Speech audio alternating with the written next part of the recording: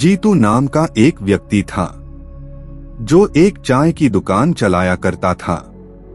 वह अपने इलाके में मशहूर था। उसकी उम्र करीब 55 के आसपास होगा। लोग उसे जीतू काका कहकर बुलाते थे।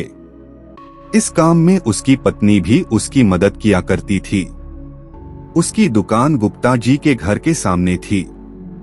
गुप्ता जी ने ही उसकी दुकान लगवाई थी।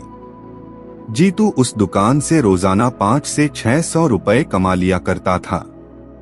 एक दिन जीतू अपने दुकान की सफाई के बाद गणेश जी के पास अगरबत्ती जला रहा था। तभी सुमित नाम का एक लड़का स्कूटी से आकर रुका और वह अपनी फोन से बात करते हुए जीतू को चाय के लिए इशारा किया। वह पास के ही मोहल्ला के रहने वाला था। वह फोन से लगातार बात किए जा रहा था। जीतू चाय बनाकर उसे दोबारा मांगने का इंतजार करने लगा।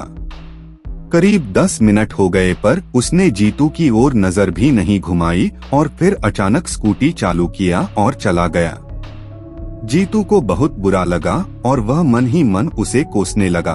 पता नहीं सुबह सुबह ऐसे लोग कहां से आ जाते हैं। उस दिन जीतू की दुकानदारी अच्छी नहीं हुई। पूरे दिन में मात्र 150 रुपए की बिक्री हुई थी।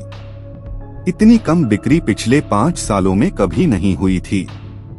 जीतू को लगा कि वह स्कूटी वाला लड़का ही पनौती था, जिसने सुबह सुबह आकर मेरी धंधा खराब कर दिया।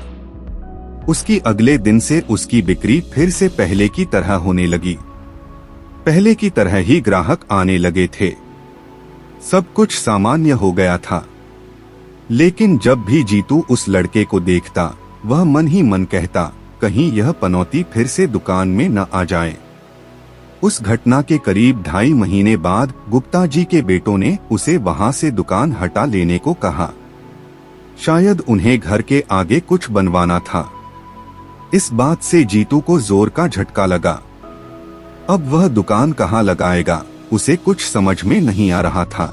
वह वहां पर करीब 20 वर्षों से दुकान लगा रहा था।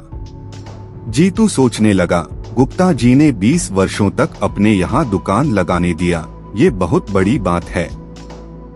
और वह मन ही मन उन्हें धन्यवाद दिया।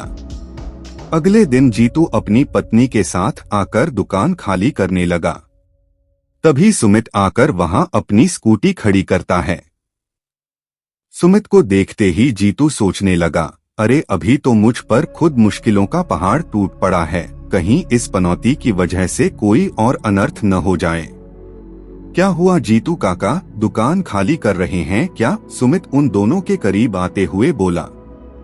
हाँ, खाली कर रहे हैं, शायद गुप्ता जी को यहाँ कुछ बनवाना है, जीतू ने कहा। अब कहाँ दुकान लगाओगे आप? सुमित ने पूछा। अभी तो इन सारी चीजों को ले जाकर घर रखूंगा और जब दुकान मिल जाएगी तो फिर से शुरू करूंगा, जीतू ने कहा।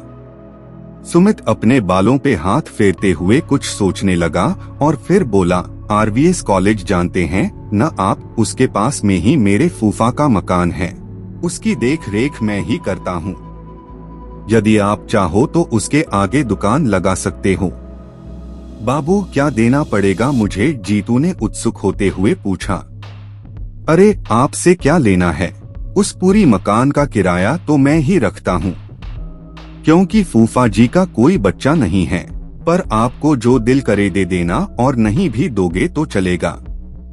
क्या है ना, मेरे दादाजी आपके चाय के बहुत बड़े दीवाने हैं। अगर वो कभी दुकान पर आ जाएं तो चाय पिला देना, सुमित ने कहा।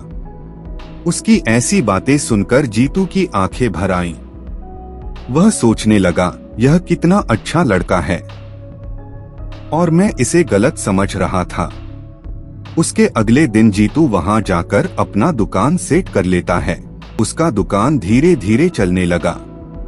जीतू ने एक दिन सुमित को बताया, बाबू मुझे वहां से दुकान हटाने का अफसोस नहीं है। अफसोस तो इस बात की है कि हमने 20 साल मेहनत करके वहां ग्राहक बनाया था, लोगों से व्यवहार बनाया था। मैंने अपनी 2 बेटियों की शादी भी उसी दुकान से कमाकर किया था और जब छोटी बेटी की शादी के लिए पैसा जमा कर रहा था तो ये सब हो गया। ये सब बताते हुए उनकी आंखों में आंसू आ गए। सुमित ने उन्हें ढाढ़स बढ़ाते हुए कहा, कोई बात नहीं है, 20 वर्षों का अनुभव आपके पास है, सब ठीक हो जाएगा। सुमित ने उन्हें एक सलाह दी कि वह अपने दुकान में बर्थडे सेलिब्रेट करने का पूरा सामान रखे। जीतू ने वैसा ही किया। उसके बाद सुमित ने उनकी दुकान की एक फोटो लिया और उनकी खूबियों को लिखते हुए आरबीएस कॉलेज के व्हाट्सएप ग्रुप में शेयर कर दिया। उस कॉलेज में करीब 700 के आसपास स्टूडेंट्स पढ़ाई करते थे। हर रोज किसी न किसी का बर्थडे होता था और अब जब भी किसी को अपना बर्थडे सेलिब्रेट करना होता था, वे सीधे जीतू काका के दुकान पर पहुंच जाते थे। इसके बाद उनकी दुकान के तो जैसे पंख ही लग गए। महज कुछ दिनों में ही उनकी रोजाना की कमाई 800 से 1000 रुपए तक होने लगी। जो भी उनके दुकान का चाय पीता बस उनका फैन बन जाता। बाकी 20 वर्षों का तजुर्बा भी लोगों को उनकी ओर खींच लेता था। तो दोस्तों, ये कहानी आपको कैसी लगी हमें कमेंट करके जरूर बताएं। और हाँ, अगर आप चैनल पर नए हैं तो हमारे चैनल को सब्सक्राइब करें। मैं ऐसे ही मोटिवेशनल कहानियां लाता रहूंगा। धन्यवाद।